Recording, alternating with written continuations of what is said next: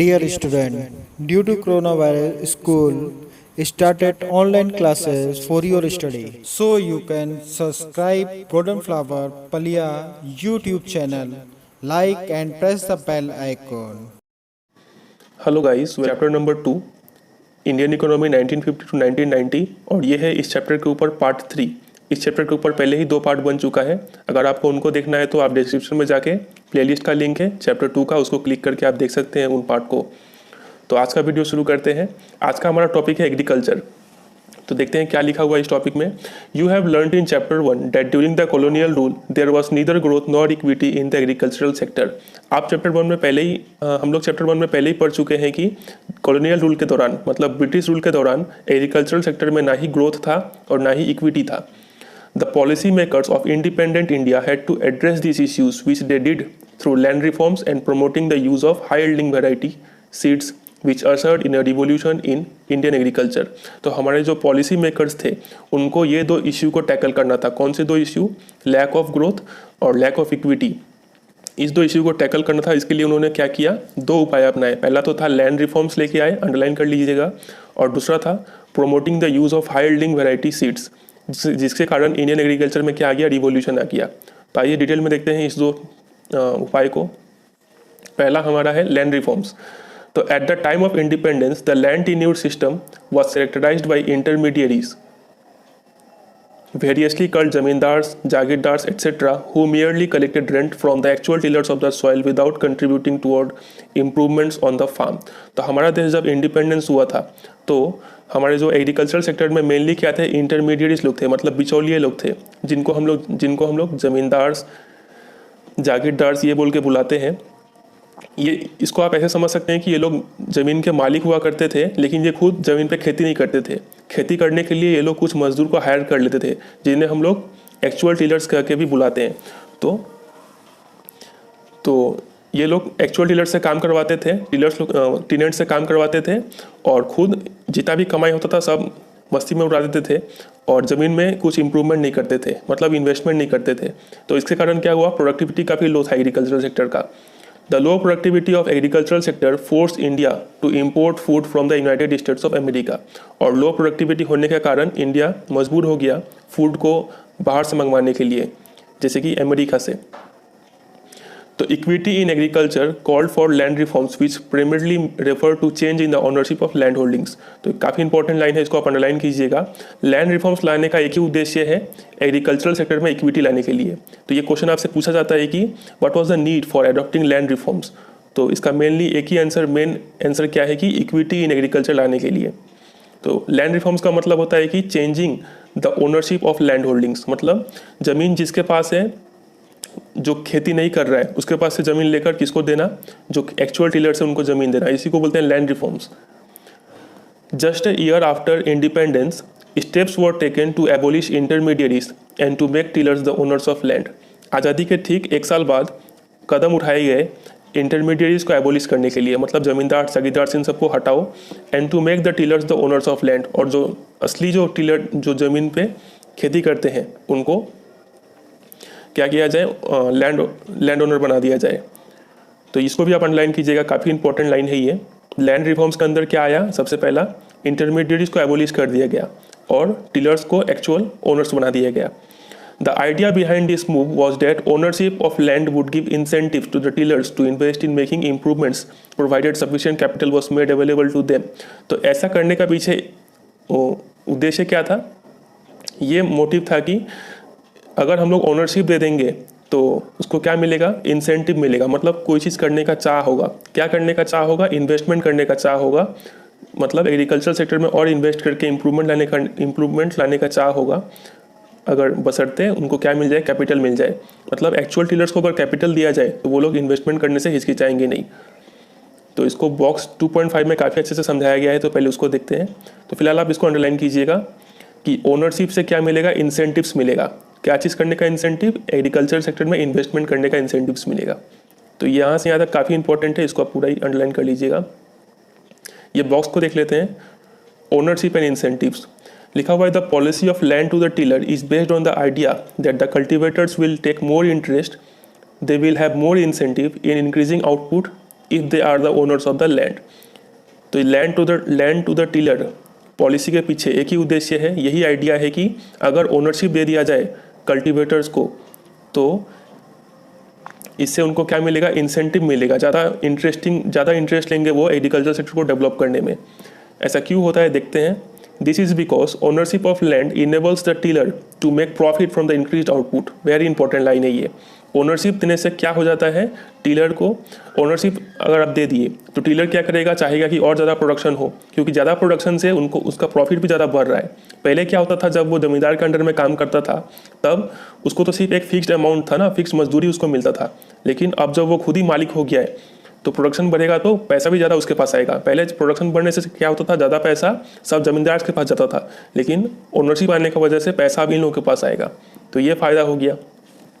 Tenants do not have the incentive to make improvements on land since it is the landowner who would benefit more from higher output। तो normally जो tenants होते हैं उनको कोई interest नहीं होता है कि लैंड में इन्वेस्टमेंट करें, क्योंकि अगर प्रोडक्शन बढ़ेगा तो सारा पैसा तो लैंड होल्डर के पास जाएगा, इनका क्या फ़ायदा। लेकिन वही अगर इनको ओनर बना दिया जाए ज़मीन का तो ये इन्वेस्टमेंट करने से पीछे नहीं हटेंगे। तो इस बॉक्स में इतना ही इंपॉर्टेंट है, और आगे एग्जांपल लिया गया है सोवियत यूनियन का। आप इसको पढ़ सकते हैं, नहीं तो स्किप कर सकते हैं, उतना इंपॉर्टेंट नहीं है। जितना इंपॉर्टेंट था उतना आपको पढ़ा दिए। आगे बढ़ते हैं। तो लैंड रिफॉर्म के अंदर पहला चीज़ क्या आया, इंटरमीडिएट्स को एबोलिश कर दिया गया। अब दूसरा तरीका देखते हैं क्या आया लैंड रिफॉर्म्स में। Land ceiling was another policy to promote equity in the agricultural sector. तो लैंड सीलिंग भी एक तरीका था इक्विटी लाने का। लैंड सीलिंग का मतलब होता है this means fixing the maximum size of land which could be owned by an individual. Land ceiling का मतलब आप फिक्स कर देते हैं कि एक इंसान इतना ही कुछ खास मात्रा में ही ज़मीन वो ओन कर सकता है। तो इस पॉलिसी को बोलते हैं land ceiling. The purpose of land ceiling was to reduce the concentration of land ownership in a few hands. ये पॉलिसी लाने का पीछे एक ही उद्देश्य था कि एक इंसान के पास कुछ ज़्यादा ही ज़मीन, मतलब कुछ लोगों के पास कुछ ज़्यादा ही ज़मीन ना हो जाए, कुछ लोग ज़्यादा ही अमीर और कुछ लोग ज़्यादा ही गरीब ऐसा ना हो जाए। तो इसको रोकने के लिए लैंड सीलिंग लाया गया। तो आप अभी तक आप याद कर लीजिए कि लैंड रिफॉर्म्स के अंदर दो उपाय अपनाए गए। पहला तो क्या है कि द इंटरमीडिएट्स वेर एबोलिश्ड और and the tillers were made the actual owners of the land. Number two, the policy of land ceiling was adopted. Land ceiling का मतलब क्या होता है कि fixing the maximum amount of land that can be owned by an individual. तो ये दो तरीका लाया गया लैंड रिफॉर्म्स के अंदर। अब आगे देखते हैं इससे फ़ायदा क्या क्या हुआ। The abolition of intermediates meant that some 200 lakh tenants came into direct contact with the government. They were thus freed from being exploited by the zamindars.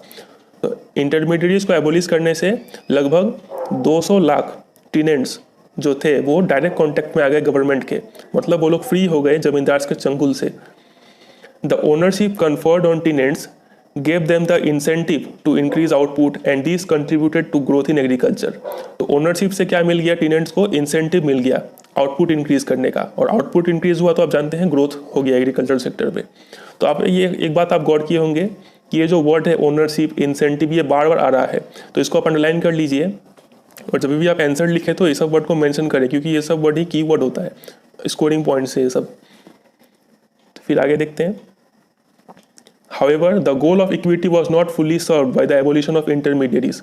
हम लोग पहले ही देख चुके हैं ये दो मोटिव था, एक था लैक ऑफ ग्रोथ, दो इश्यू था लैक ऑफ ग्रोथ और लैक ऑफ इक्विटी। तो ग्रोथ तो कुछ हद तक आ गया लैंड रिफॉर्म से, लेकिन इक्विटी अभी भी पूरी अच्छे तरीके से नहीं आया था।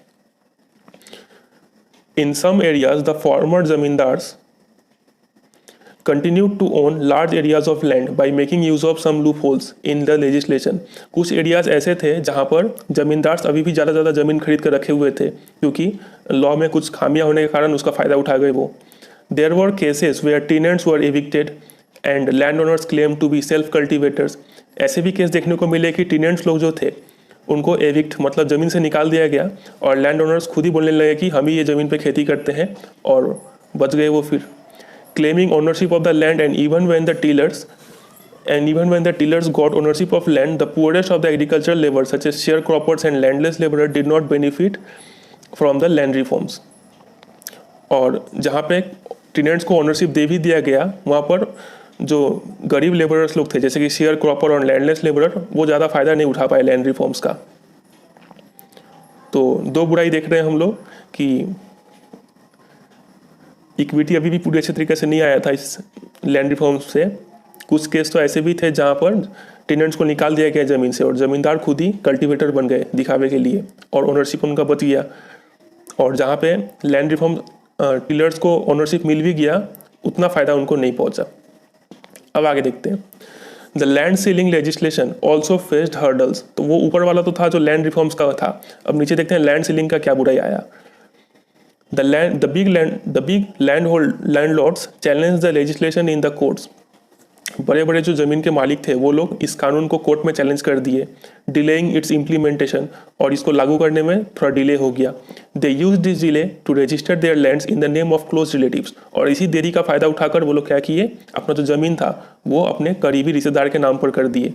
मतलब ये लैंड सीलिंग का पॉलिसी क्या था कि एक इंसान कुछ मैक्सिमम लिमिट से ज़्यादा ज़मीन नहीं खरीद सकता है, तो जितना भी एक्स्ट्रा ज़मीन था वो क्या किए, रिश्तेदारों के नाम कर दिए। तो मतलब ज़मीन भी बच गया और कानून की नज़र में भी बच गए। The legislation also had a lot of loopholes which were exploited by the big landholders to retain their land.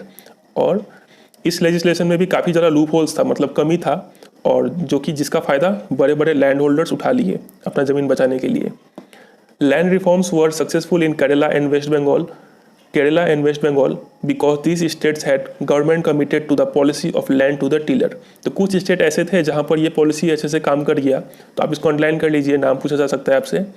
पहला स्टेट था केरला, दूसरा था वेस्ट बंगाल। यहाँ पे लैंड रिफॉर्म्स थोड़ा सक्सेसफुल रहा क्योंकि गवर्नमेंट यहाँ पे ठीक से अप्लाई कर गई।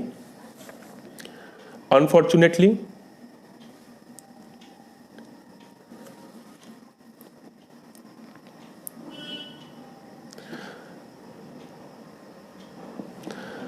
Unfortunately, other states did not have the same level of commitment and vast inequality in land holding continues to this day। लेकिन दुर्भाग्यपूर्ण कुछ स्टेट ऐसे थे जहाँ पर ऐसा कमिटमेंट देखने को नहीं मिला सरकार की तरफ से, और लैंड इनइक्वालिटी अभी भी है वैसे स्टेट में। मतलब कुछ लोग ज़्यादा ही ज़मीन के मालिक हैं और कुछ लोग बहुत कम ज़मीन के मालिक हैं। तो ये हम लोग देखें लैंड रिफॉर्म्स का लेखा जोखा, इसका फ़ायदा देखें, इसका नुकसान देखें। तो जितना बोले हैं आप उसको अंडरलाइन जरूर कीजिएगा, और बाकी क्वेश्चन आंसर्स भी इस वीडियो में है, वहाँ पे आपको काफ़ी सब अरेंज वे में सब मिल जाएगा। अब दूसरा उपाय देखते हैं जो कि था ग्रीन रिवोल्यूशन। देखते हैं क्या है ये। At independence about 75% of countries population was dependent on agriculture. तो ये भी आप अंडरलाइन कर लीजिएगा। इंडिपेंडेंस के टाइम में लगभग 75% लोग एग्रीकल्चर पर डिपेंडेंट थे अपना रोजी रोटी के लिए। Productivity in the agricultural sector was very low because of the use of old technology and the absence of required infrastructure for the vast majority of farmers। तो इसको भी अंडरलाइन कीजिएगा। एग्रीकल्चरल सेक्टर में प्रोडक्टिविटी काफ़ी कम था, और productivity कम होने का कारण क्या था कि काफ़ी ओल्ड टेक्नोलॉजी यूज़ करते थे, और इंफ्रास्ट्रक्चर का काफ़ी कमी था। अब इंफ्रास्ट्रक्चर क्या होता है ये हम लोग चैप्टर 1 में अच्छे से डिस्कस कर चुके हैं। India's agriculture vitally depends on the monsoon, and if the monsoon fell short, the farmers were in trouble unless they had access to irrigation facilities which very few had। India का जो farmers थे वो ज़्यादातर क्या थे, monsoon पे dependent रहते थे। बारिश होगा तो चलो खेती हुआ, नहीं तो अगर बारिश फेल हो गया, समय पे नहीं आया या फिर कम हो गया, तो काफ़ी बुरी तरीके से उनका काफ़ी बुरा हालत हो जाता था किसानों का। अगर कोई किसान ही बचते थे जिनके पास इरिगेशन फैसिलिटी होता था। The stagnation in the agriculture during the colonial rule was permanently broken by the green revolution। तो ये जो ठहराव सा आ गया था एग्रीकल्चर सेक्टर में, मतलब प्रोडक्शन बढ़ ही नहीं रहा था, ये ठहराव को तोड़ा किसने, ग्रीन रिवोल्यूशन ने। अब देखते हैं क्या है ग्रीन रिवोल्यूशन, अंडरलाइन कीजिएगा यहाँ से। This refers to the large increase in production of food grains resulting from the use of high yielding variety seeds specially for wheat and rice. तो फूड ग्रेन्स में बहुत ज़्यादा प्रोडक्शन को ही बोलते हैं ग्रीन रिवोल्यूशन। और ये ग्रीन रिवोल्यूशन आया क्यों, because of the use of HYV seeds specially for wheat and rice. Mainly wheat and rice का ही प्रोडक्शन बढ़ गया था ग्रीन रिवोल्यूशन में। तो यही है ग्रीन रिवोल्यूशन, मतलब increase in the production of food grains because of the use of HYV seeds specially for wheat and rice is called green revolution. The use of these seeds required the use of fertilizer and pesticide in the correct quantities as well as regular supply of water। तो यहाँ पे भी कुछ शर्त आ गया, अगर आपको green revolution का फ़ायदा उठाना है, मतलब HYV सीड्स का फ़ायदा उठाना है, तो आपको जानना होगा कि फर्टिलाइज़र अच्छे से यूज़ करना होगा और पेस्टिसाइड भी अच्छे से यूज़ करना होगा, और वो भी सही मात्रा में, और रेगुलर सप्लाई ऑफ वाटर भी चाहिए अगर आपको HYV सीड्स का फ़ायदा उठाना है। तो तो इसको भी अंडरलाइन कीजिएगा। The application of these inputs in correct proportion is vital, और सही मात्रा में सही रेशियो में अप्लाई करना भी काफ़ी जरूरी है। ये नहीं कि आप पेस्टिसाइड बहुत ज़्यादा डाल दें और फर्टिलाइजर बहुत कम डाल दें, ऐसा नहीं होना चाहिए। The farmers who could benefit from HYV seeds required reliable irrigation facilities as well as financial resources to purchase fertilizer and pesticide। तो वो किसान जो इसका फ़ायदा उठाना चाहते हैं HYV सीड्स का, उनको फाइनेंशियल रिसोर्सेज मतलब काफ़ी ज़्यादा पैसा चाहिए था फर्टिलाइजर खरीदने के लिए, पेस्टिसाइड खरीदने के लिए। As a result the first phase of green revolution up to mid 1960s, अच्छा from mid 1960s up to mid 1970s, मतलब 1965 टू 1975 तक का पीरियड को बोलते हैं first phase of green revolution. इस फेज में क्या हुआ, the use of HYV seeds was restricted to the more affluent states, affluent मतलब rich, more affluent states such as Punjab, Andhra Pradesh and Tamil Nadu. पहला फेज में मतलब 1965 से 1975 तक HYV सीड्स का फायदा ज़्यादातर अमीर स्टेट्स ही उठा पाए, जैसे कि पंजाब, आंध्र प्रदेश, तमिलनाडु, ये 3 स्टेट फायदा उठा लिए फर्स्ट फेज में। Further, the use of HYV seeds primarily benefited the wheat growing regions only, और HYV seeds का फायदा वही स्टेट उठा पाए, वही रीजन उठा पाए जहाँ पर वीट ग्रो होता था, क्योंकि HYV सीड्स मेनली वीट और राइस का आया था। तो in the second phase of green revolution, जो कि था mid 1950s to mid 1980s, मतलब 1970s टू 1980s, मतलब 1975 टू 1985, सेकेंड फेज का पीरियड है ये। The HYV technology spread to a large number of states and benefited more variety of crops. HYV technology जो था वो बाकी सभी स्टेट में भी फैल गया और अलग अलग क्रॉप्स को भी फायदा पहुंचाया। The spread of green revolution technology enabled India to achieve self sufficiency in food grains, और ग्रीन रिवोल्यूशन से फ़ायदा क्या हुआ, इंडिया सेल्फ सफिशिएंट हो गया फूड ग्रेन्स में। अब उसको अमेरिका से फूड इंपोर्ट करने का कोई ज़रूरत नहीं था। We no longer had to be at the mercy of America और any other nation for meeting our nations food requirements. अब हमें किसी देश पर डिपेंडेंट नहीं रहना था फूड के लिए। तो ये देखिए हम लोग ग्रीन रिवोल्यूशन का फ़ायदा, इससे हमारा देश क्या हो गया, सेल्फ सफिशिएंट हो गया। तो ये सब की वर्ड है, आप इसको अंडरलाइन कीजिएगा सेल्फ सफिशिएंट वर्ड को। और ये फर्स्ट फेज कब से कब तक था, सेकंड फेज कब से कब तक था, फर्स्ट फेज में किन स्टेट्स को फ़ायदा पहुंचा, तो ये सब वर्ड आपको दिमाग में रखना है। HYV सीड्स यूज़ करने के लिए क्या क्या रिक्वायरमेंट होना चाहिए, irrigation facility, correct use of fertiliser, pesticide, ये सब होना चाहिए। तो ये सब आप अंडरलाइन कर लीजिएगा। बाकी पीछे में क्वेश्चन आंसर भी है, तो वहाँ पे सब अरेंज करके लिखा हुआ है। अब देखते हैं आगे। Growth in agricultural output is important but it is not enough. Growth तो इम्पॉर्टेंट है ही, लेकिन ये पर्याप्त नहीं है। If a large portion of this increase is consumed by the farmers themselves instead of being sold in the market, the higher output will not make much of a difference to the economy as a whole। अगर growth हुआ मान लीजिए और production भी आपका बढ़ गया, ज़्यादा प्रोडक्शन हो रहा है, और अगर ये प्रोडक्शन सब किसान खुद ही खा ले तो इकोनॉमी में उतना ज़्यादा इफेक्ट नहीं पड़ेगा, देश का बाकी हिस्से में उतना ज़्यादा इफेक्ट नहीं पड़ेगा। वो लोग पहले भी गरीब थे, अभी भी गरीब ही रह जाएंगे। If on the other hand, लेकिन अगर a substantial amount of agricultural produce is sold in the market by the farmers, the higher output can make a difference to the economy. लेकिन अगर ये प्रोडक्शन जो था, ये प्रोड्यूस जो था, ये अगर मार्केट में बिके तो इससे इकोनॉमी को फायदा पहुंचेगा। कैसे फायदा पहुंचेगा आप देख रहे हैं। The portion of agricultural produce which is sold in the market by the farmers is called marketed surplus. काफ़ी इंपॉर्टेंट वर्ड है, अंडरलाइन कीजिएगा इसका डेफिनेशन। मतलब एग्रीकल्चरल प्रोड्यूस का वो भाग जो मार्केट में बिकने के लिए आ जाए उसको बोलते हैं marketed surplus. A good proportion of the rice and wheat produced during the green revolution period available as marketed surplus was sold by the farmers in the market। तो ग्रीन रिवोल्यूशन के दौरान तो जो ज़्यादा राइस और ज़्यादा wheat produce हो गया था वो मार्केट में आया बिकने के लिए। As a result the price of food grains declined. ज़्यादा सप्लाई बढ़ गया तो इतना तो आपको ही पता होगा कि सप्लाई बढ़ने से क्या हो जाता है, प्राइस घट जाता है। तो प्राइस घट गया और as a result the price of food grains declined relative to other items of consumption. बाकी सबके तुलना में खाना का दाम क्या हो गया, कम गया। द लो इनकम ग्रुप्स, ऐसे लोग जो कम कमाते थे, who spend a large percentage of their income on food benefited from this decline in relative prices. अब ये भी काफ़ी इंपॉर्टेंट लाइन है। लो इनकम ग्रुप्स क्या होते हैं, वैसे लोग जिनका इनकम काफ़ी कम हो, वो लोग क्या करते हैं, अपना कमाई का ज़्यादा हिस्सा, अपना इनकम का ज़्यादातर हिस्सा वो क्या में खर्चा कर देते हैं, फूड पे खर्चा कर देते थे। तो ग्रीन रिवोल्यूशन से उनको फ़ायदा पहुंचा फूड का दाम कमने से। The Green Revolution enabled the government to procure sufficient amount of food grains to build a stock which could be used in times of food shortage.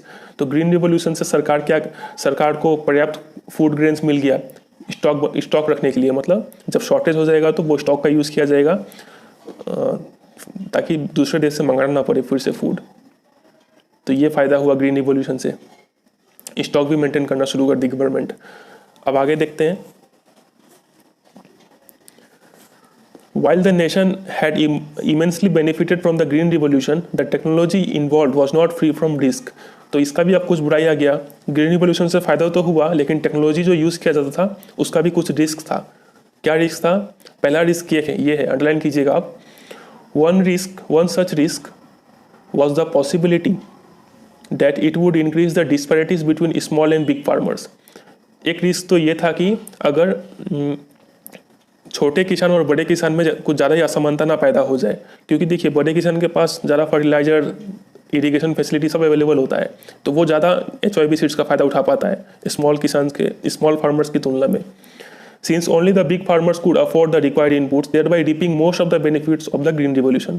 क्योंकि बड़े फार्मर्स के पास काफ़ी सारा इनपुट्स है, रिक्वायर्ड इनपुट्स है उनके पास, तो ग्रीन रिवोल्यूशन का ज़्यादा फायदा वही लोग उठा गए। तो इनसे क्या हो गया?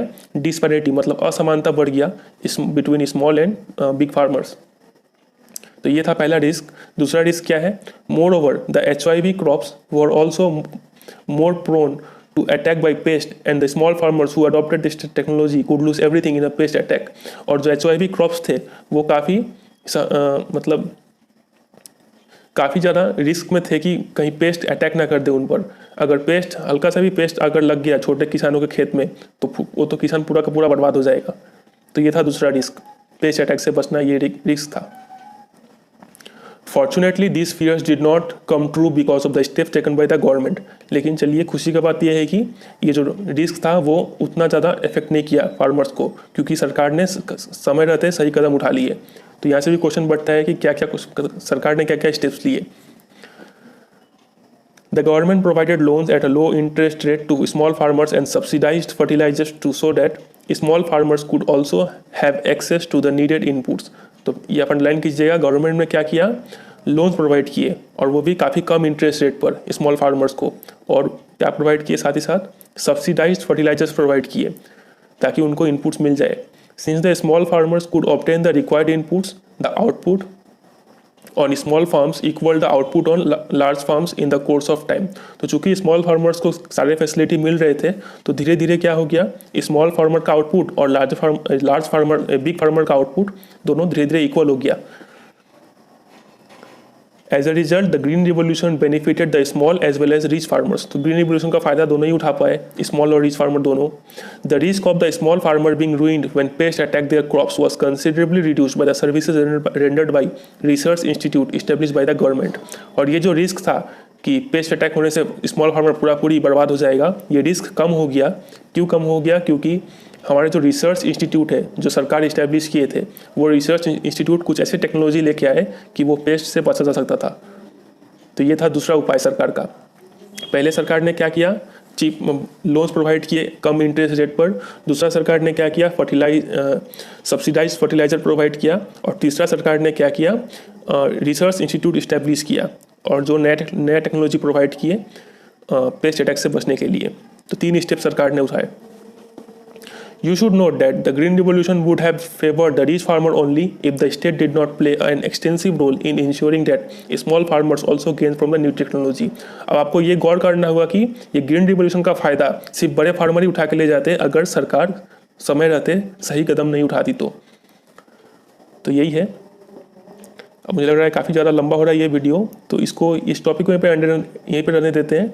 और ये जो टॉपिक है डिबेट ओवर सब्सिडीज़, इसको हम लोग पार्ट 4 में कर लेंगे, ठीक है। Do self study at home and stay home, save lives. Thank you very much.